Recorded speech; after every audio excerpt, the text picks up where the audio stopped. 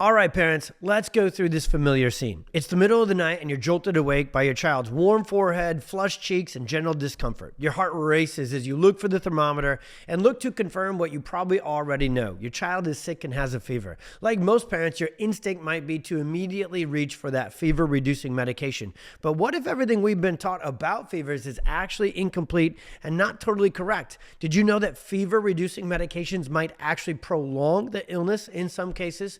What if that elevated temperature isn't an enemy that needs to be fought off, but an intelligent healing process orchestrated by your child's brain and nervous system and actively fights off infection, activates and supercharges the rest of the immune system, and does a very important job? Today, we're going to break down and reframe how you understand fevers and give you both the confidence and the knowledge to support your child's natural healing abilities rather than just suppressing them or stuffing them down with medications.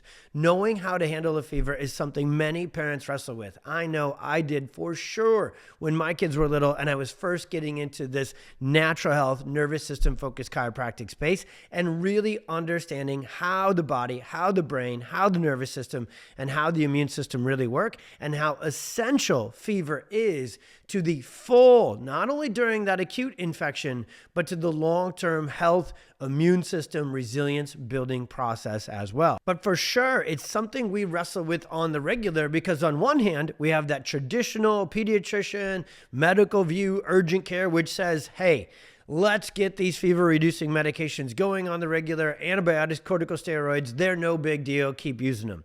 But then on the other hand, we have our parental gut instincts and common sense that tells us it is actually pretty normal for kids to get sick. And having a fever here and there to go with teething or a cold or the flu is pretty normal. And maybe we should support the body naturally versus short-circuiting the work it's trying to do. Ultimately, how we handle these fevers really does play a role in whether our children develop strong and robust immune systems or go down the road that is all too common these days, one that leaves them with a suppressed, dysfunctional, and weakened immune system over time, and therefore at more risk of long-term chronic health issues like asthma, allergies, and so forth. Let's dive into the role that fever really plays both in acute illness and developing our immune systems over time, and get you some strategies on how to support your child through a fever, through an infection, through an illness, safely, naturally, and in a way that doesn't always need medications and interventions. All right, for just a second here, let's break down the statistics that really show us what's happening with fever and how the medical system is really mismanaging it before we get into the neuroscience behind it. Fevers account for approximately 1/3 of all pediatric office visits in the United States. That's millions of worried parents rushing their kids to the doctors or urgent care each year. What's even more concerning is that in a survey, 1 in 3 parents reported administering fever-reducing medications for temperatures below 100.4, which technically isn't even a fever. Digging into that really reveals that there's a widespread misunderstanding about what fevers actually are and the important role that they play in healing. And again, one more time right out of the gates, building strong immune systems long term. Most parents have been conditioned to view any elevation in temperature as dangerous, but when in reality, research increasingly shows us that moderate fevers are a beneficial part of the immune response and can actually help children recover faster when properly supported. All right, time to get nerdy. Fever cannot be looked at in a vacuum. It's not just an elevated temperature. It's a sophisticated neuroimmune response orchestrated by your child's brain, nervous system, and immune system, which are obviously intricately connected, as we talk about all the time, through the vagus nerve and through these nervous system channels. The simple way I like to tell parents how important and how essential a fever is to getting over an illness as quickly, as completely, and as effectively as possible is the fever is the bat signal to the rest of the immune system. So fever is really specifically modulated through something called the hypothalamus, which is the body's thermostat. And when a child's immune system detects pathogens, so bad guys, bacteria, viruses that aren't supposed to be in there, it releases these chemicals called pyrogens that signal the hypothalamus to raise the body's temperature. And there's a whole kind of neurochemical cascade that happens there.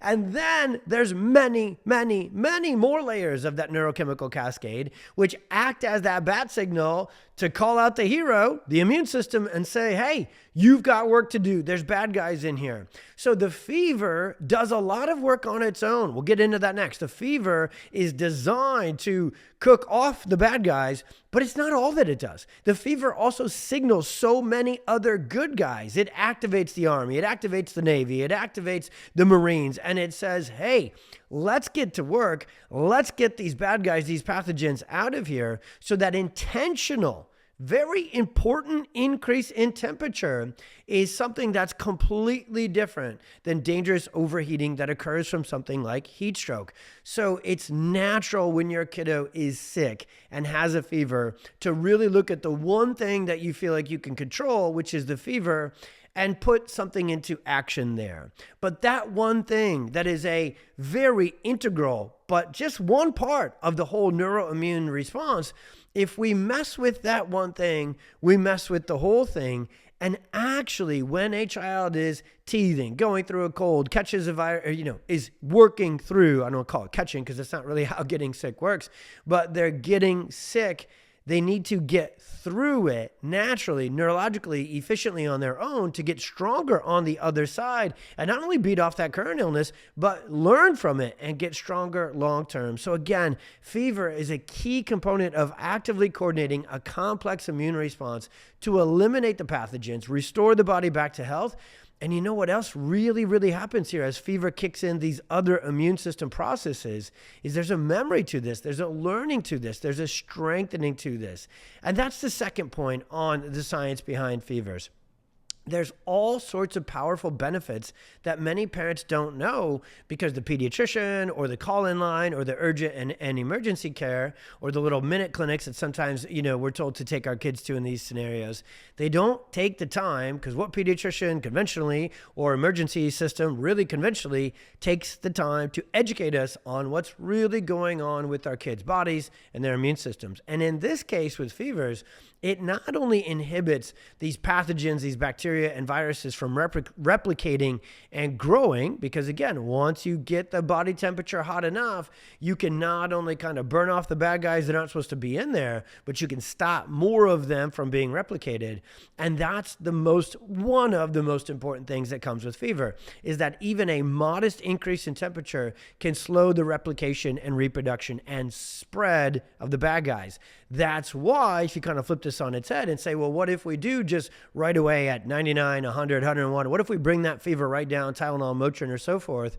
Well, now you're going to actually open up the channels for the bad guys to replicate and spread. That's why so often, yes, it may make a child, it's going to make a child feel better. It's going to make a parent feel better or a provider to feel better or all the above if we can just force that number down with medications on the thermometer. But what it's doing on the inside is it's increasing the likelihood that this infection spreads and goes longer in the majority of cases. And again, as with every conversation, with everything, each and every child needs to be treated individually and taken care of in a very personalized case. So we're going to go through here in a little bit some other signs and things to watch for to figure out, hey, is this a fever that we can let it ride, or is this a fever we don't need to mess with? We'll give you those factors next. But again, those higher temperatures really enhance immune function. They accelerate white blood cell production and increase their mobility and their effectiveness. So research has really shown that fevers increase the number of circulating white blood cells, neutrophils, and very important components of fighting off that infection and illness and getting stronger on the other side. So there's so many benefits to the fever acting all on its own. And then again, one of my favorite things to teach parents about fever is it really is the bat signal. It's really kind of that APB to sent out all points bulletin sent out to the rest of the immune system to say, hey, get to work. We've got work to do. And it increases it. It organizes it. It orchestrates it. Fever is essential in so many ways. So what factors can throw fever and the immune system function off track? Well, when a child's fever patterns, meaning do they spike fevers, high fevers easily? Or on the other side, do they struggle to develop fevers when fighting infections? And do they have this kind of persistent low-grade fever? Those are real big signs of nervous system dysfunction. If a child's fever skyrockets real quick, real fast all the time, that is a sign of dysregulation and dysfunction within their nervous system and immune system. And that's actually the thing that needs to be handled. We're going to go into that next. Same with, and we see this all of the time with our children with autism and chronic autoimmune challenges. They actually do not develop fevers. They do not sweat when they get hot. These are absolute signs, not just of MTHFR and COMP. There's a lot of functional medicine conversation that can go in here, but there's something deeper than even that. There is a neuroimmune system breakdown of communication and dysfunction and dysregulation, because when a kid is sick, when they are fighting off a virus and a bacteria, there should be a fever. There should be sweating. There should be natural detox happening. And if they don't get a fever when they're sick, that's a sign of deeper layers of dysfunction. And so if your child's fever response, or what we call fever patterns, are excessive or suppressive, it is a sign of underlying nervous system dysfunction and dysregulation that throw that off track. And again, as we talk about all the time here on our platform, it's the perfect storm, it's subluxation, it's those sort of things that are often, very often, if not all the time, the underlying factor that will cause that. Okay, so we wouldn't be complete in this fever conversation if we didn't get into the part that says, when are we in the danger zone? When does it warrant medical attention? Now, the toughest conversation with fevers is because there is multiple factors that need to all be factored in play per child, per illness, per fever, and every kiddo needs to be treated and cared for individually and personalized, and have real, true best advice given that way, and best action or lack of action, if we're not going to need to reduce it, given that way. That's what makes this tough. Whenever we write an article, do a video, or rock a podcast episode about fevers, it's hard to put the appropriate level of disclaimers in here, because this is not how we work in practice. We always assess that child's entire, complete, in the moment scenario before making recommendations and saying, okay, if this, then that, or if that, then this. And so this part right here, I want you to know, it's none of what I'm about to list on my bullet points is a hard and fast rule. But as you kind of put this all together, consider this like an algorithm and a decision-making matrix that says, okay, if multiple factors are moving into the danger zone, moving into the red zone, okay, we got to handle that one. We got to get with the pediatrician. We got to get with medical intervention. We got to probably get with medication and get that taken care of. And then in the other direction, it's true too. If we go through some of these things that are more of like, okay, this and this and this are factors that warrant medical attention. If you don't have those, if you have the opposite of those, if you have some signs we'll go through in a minute where your kiddo is handling the fever well, they're handling the fever well, okay? So while fevers are generally beneficial, certain situations do require professional care and intervention. Any fever in an infant under 3 months and above 102.2 in that 3 to 6 month range, the truth is this, the younger, so kind of that first 3 to 6 months, that's the time where we're still learning how is your infant's nervous system, immune system, fever system functioning. So those are the times when a child is really little, they still have a long ways to go to build up the total functionality of their immune system. So that first 6 months is definitely one where you want to be consulting with your provider. Now, here's what's cool. Your provider in that sentence doesn't need to be the traditional Western medicine where you know what you're going to get. Take it down, antibiotic, medication. Your provider in consultation and conversation and figuring this out can be a nervous system focused pediatric chiropractor. It could be a holistic integrative nurse practitioner. It doesn't have to be the pediatrician hotline. It doesn't have to be emergency care and crisis care. So a message, a kind of lesson I can teach within this fever conversation is, who do you call first? who is your first line of conversation to figure out what your first line of defense or offense, so what you're going to do or not do to help your child get through an illness. And this is one of the things within this that I knew I would get to that might be the most influential, impactful thing with your family. If you only have Western medicine on the dial, you're going to get medication pretty much every single time. You're going to get fear, you're going to get anxiety, you're going to get judgment, you're not going to get a lot of education, you're not going to get individualized care for the most part. And again, I'm generalizing because that's how most of it is. You're going to get a cookie cutter approach. Oh, fever down. Symptoms, antibiotic. So you're not going to get a very personalized, customized approach. Now, if you have a traditional medically trained pediatrician who takes the time to do deeper conversations, gets into empowering and true informed consent conversations with you, does in-depth examinations, and considers all factors instead of just the fever and the number when your child gets sick, you have a unicorn. And that is awesome. And you should celebrate the fact that you have that medical provider on your team. But when I'm getting this content out to the world, we have to speak to the reality of what most families face. And so when I go through this list, it doesn't mean that the first person you consult with to figure out whether you need medical attention is the pediatrician or the medical system. All of the time, the majority of the time, when our kids, our patients in our practice are sick, they come to us first. They connect with us first. They call us, they text our office first, and we can work. We know that child so well. We can work into the details and we can make the best recommendations for that kiddo, not based on some hard and fast number or rule that doesn't really exist and doesn't apply to every child. And you know what? There's a lot of times that we evaluate because we are trained as doctors as first line of defense. We know physical diagnosis. We know all of the things to go through. And there's all sorts of scenarios where we say, hey, your kid's up against it with this one. Get to the pediatrician, get to the urgent care, get to fever, reduction on this one. That is a conversation that we have on a certain percentage of time with our parents. Do you know what percentage it is that we feel like they need to go get intervention compared to the time where we evaluate with experience and neuroscientific understanding, that we evaluate the situation and say, hey, this is one you likely want to let ride and do its job? There's a lot more of that, the latter, than the former. So, okay, I had to really go into that rant because anytime I look at the numbers on the nose, as I have listed in my notes, that's just not the most important thing. The number itself, I want you to know this, the number itself is not the most important thing. The next couple of things are.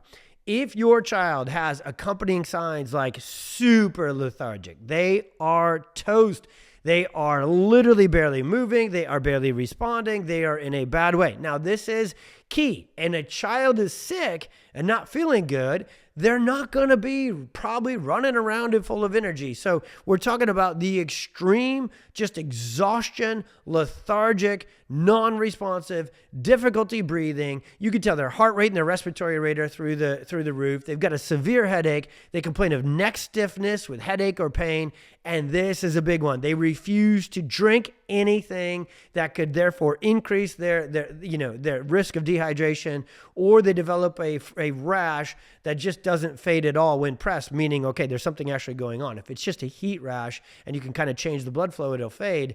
But if that list, let me go through it again, severely shut down, disconnected, lethargic, difficulty breathing, rapid heart rate, rapid breathing, headache, neck stiffness, refusal to drink. That's a big one. That's the biggest one. That could increase the risk of dehydration because they're sick, their body's fighting something off, they're going into a fever. They might need that fever, but if they're not drinking anything, that's trouble. That's the list you want to look at. And again, even if our kids face, I shouldn't say again because I haven't covered this yet, even if your kiddo, you are the most natural, granola, holistic, chiropractic family out there, your kiddos are going to go through immune challenges. And real, strong, real-life immune challenges include fevers. So if your kiddo gets sick and their fever and all these other factors start to enter into the red zone and the not cool territory, and you need medical intervention, do not think that would invalidate the premise that fevers themselves are beneficial. As I've said, hopefully 50 times on this one, every kid deserves their own unique, personalized decision and action or lack of action in each and every illness and every single scenario. So not only does each kiddo deserve personalized and individualized care, each infection, each illness, each scenario deserves that as well, because they might handle different ones. And that is just how it works with different viruses and bacteria, how the body can handle it. Thankfully, remember, our kids are designed to be healthy. There is generations of genetic neuroimmune programming into your kiddos. And especially if you live a natural, healthy lifestyle, let's play out the opposite of the perfect storm, which is the not ideal scenario. Let's say pregnancy journey was great. Let's say labor and delivery had no intervention. Let's say you breastfed and had that incredible nutrition and no neuro co-regulation connection. Let's say your kiddo, looking at their, again, individual case history, they've got a strong immune system. Well, they're probably going to be able to handle most of these without intervention, and they're only going to get stronger as a result. But I also want to play this out before we're all done.